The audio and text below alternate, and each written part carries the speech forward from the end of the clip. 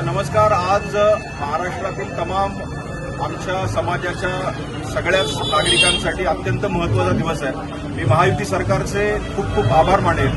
त्यांनी जो शब्द दिला होता तो त्यांनी आज पूर्ण केला आहे आणि पार्टीच्या धर्तीवर आरटीचा निर्णय आज GR झाला आहे. त्यामुळे मी आमच्या संपूर्ण महाराष्ट्राच्या तमाम जनतेच्या वतीनं महाराष्ट्राचे मुख्यमंत्री माननीय एकनाथ शिंदे साहेब, उपमुख्यमंत्री माननीय देवेंद्रजी फडणवीस साहेब, त्याचबरोबर माननीय अजितदादा पवार यांचा मी आभार मानतो.